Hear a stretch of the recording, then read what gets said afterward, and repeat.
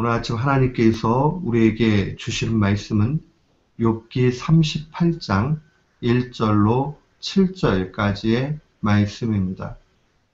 욥기 38장 1절로 7절 말씀,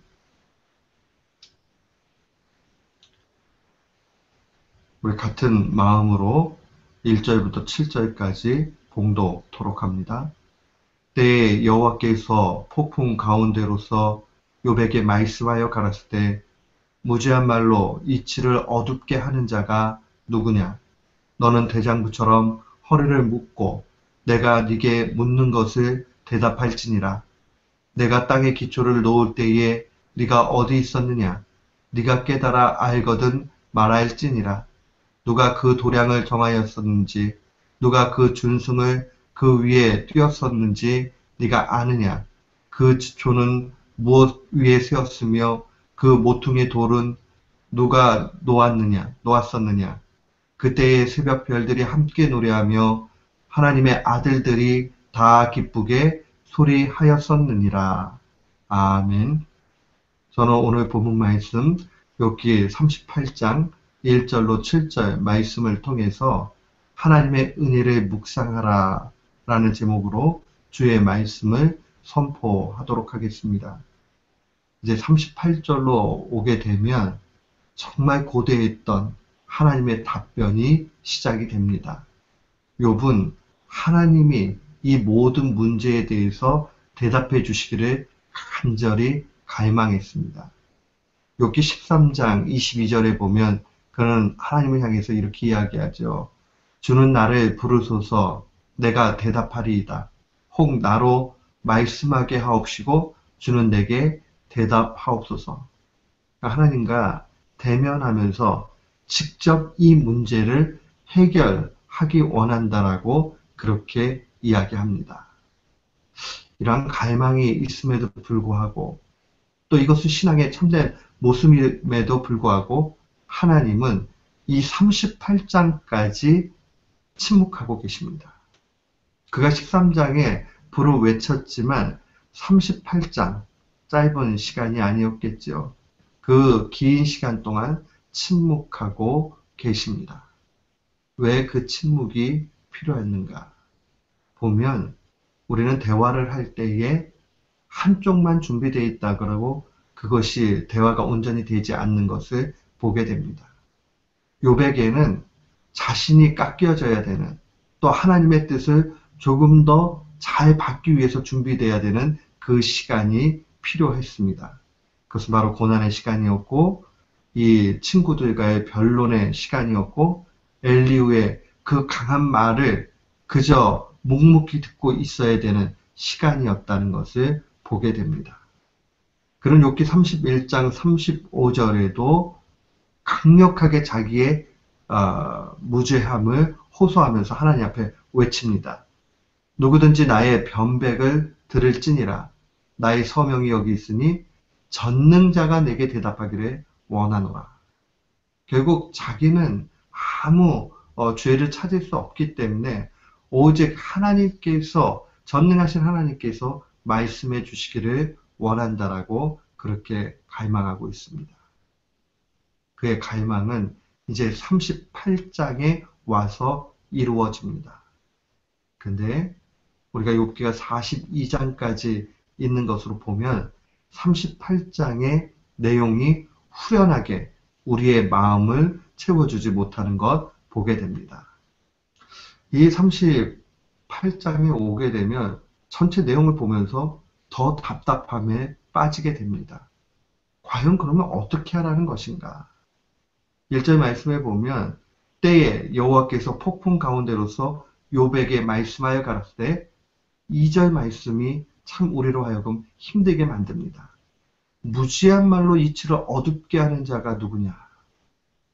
하나님은 위로해주고 그 위로 가운데서 욥의 그 억울함을 그대로 신원해 주시는 것이 아니라 오히려 욥을 소환하시는 그 가운데서 욥이 자신의 모습을 먼저 살피기를 원하고 계십니다. 무지한 말, 이 무지한 말이라는 것은 인간의 지혜라는 표현이겠죠.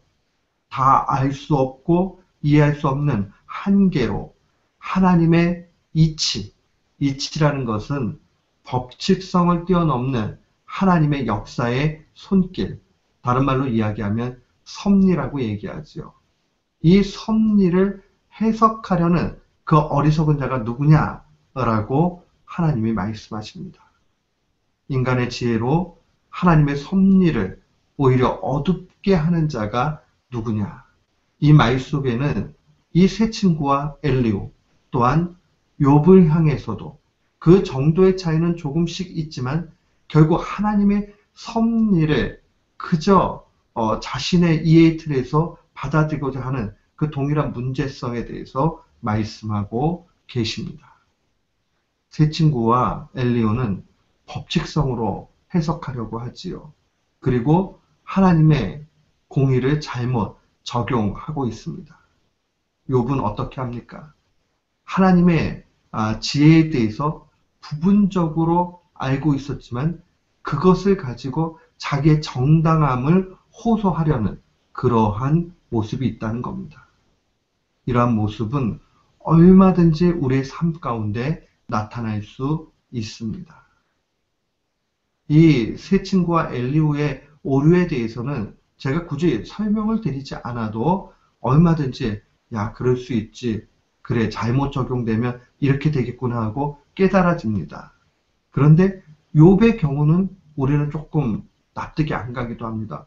아니, 그러면 자신이 잘못한 거 하나도 없고 고난을 그저 받고 있는데 자신의 정당함 호소하는 것 당연하지 않는가. 우리는 최근에 라벨이라는 그 목회자를 통해서 이러한 모습을 보게 됩니다. 결국 이 라벨이라는 이 목회자는 사랑이 이긴다는 책에서 지옥이 없는 것처럼 묘사를 합니다. 하나님의 은혜는 너무 크기 때문에 결단코 인간을 심판하실 수 없다는 결론으로 마무리 짓습니다. 이게 그러한 것이죠.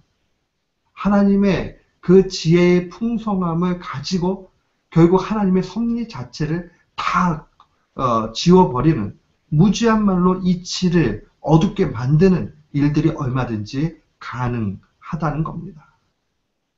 우리는 이 말씀 가운데서 그럼 우리가 어떻게 해야 하는가 하는 그러한 질문을 받게 됩니다. 고난 당할 때에 그럼 어떻게 하라는 얘기인가? 우리가 이 3절 이하로 마지막 절, 특별히 7절까지의 말씀을 바라보면서 하나님의 지혜를 얻어야 됩니다. 38장의 총 내용들을 보면 하나님께서 70가지 이상의 질문을 합니다. 그리고 이것에 대해서 욥은 답변할 길이 없습니다. 그가 답변할 길이 없어 입이 딱 막힌다라는 얘기는 무엇을 의미합니까?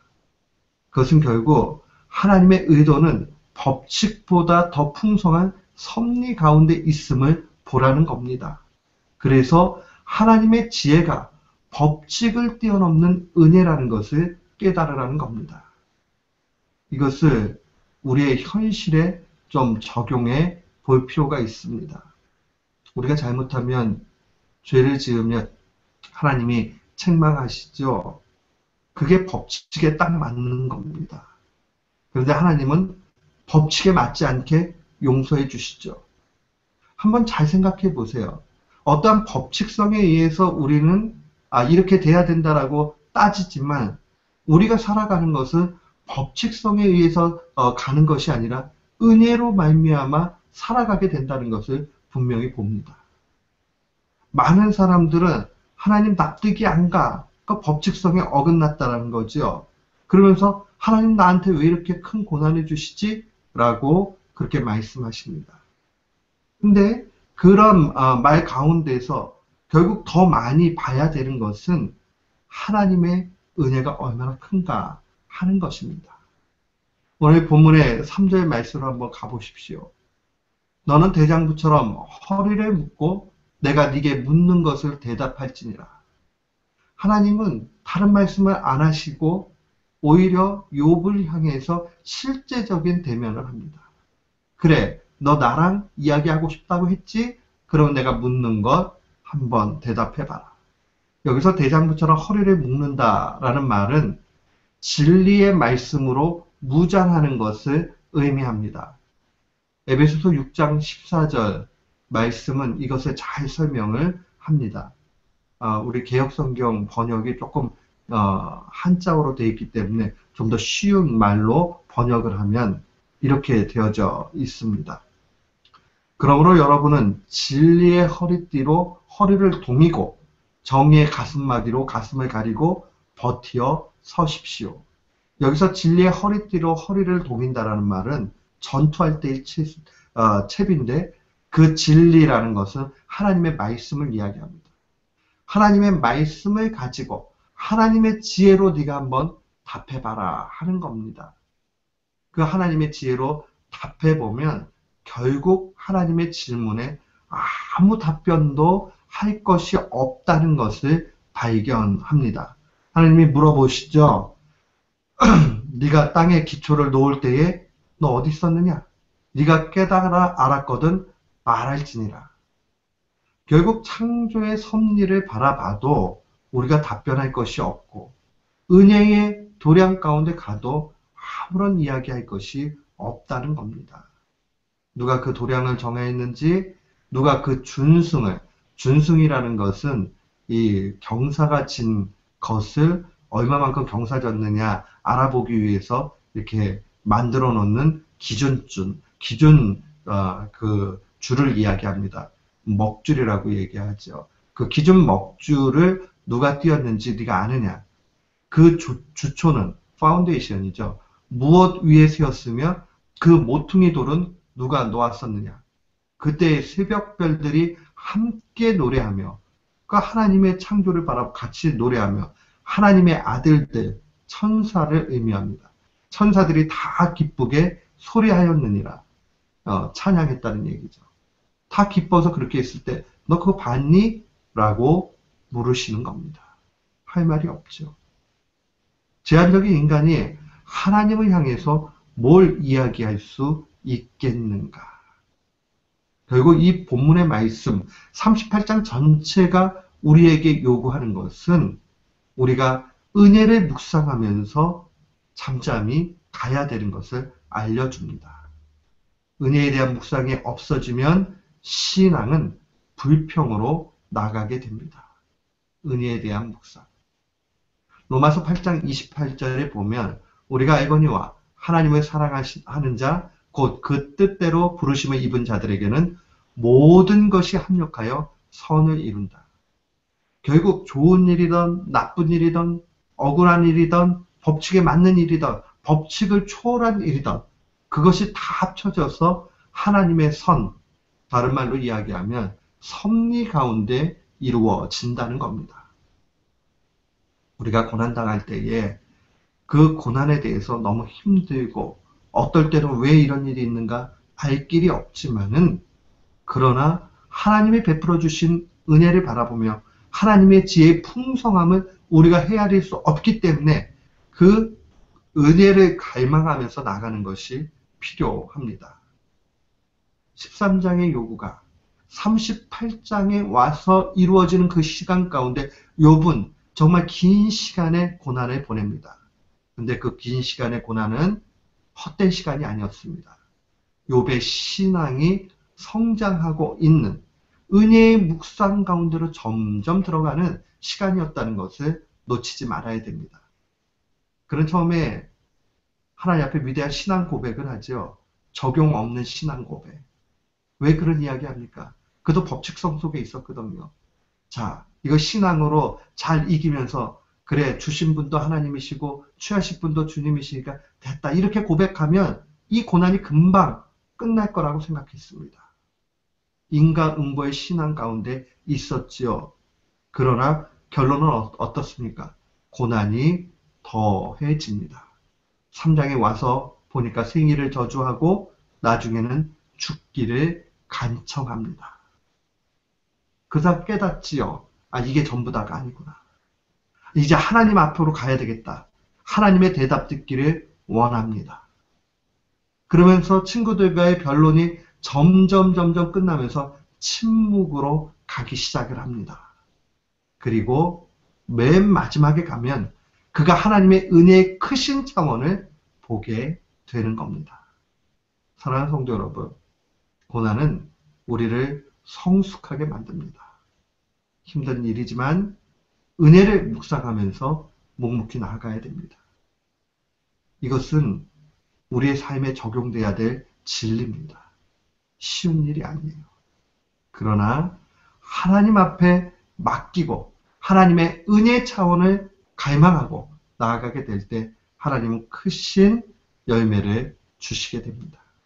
이 말씀 기억하면서 고난 당할 때마다 은혜의 법칙성을 오히려 더욱 크게 생각하면서 법칙을 뛰어넘는 은혜를 삶 속에 열매 맺는 귀한 교우들 되시기를 주님의 이름으로 축원합니다.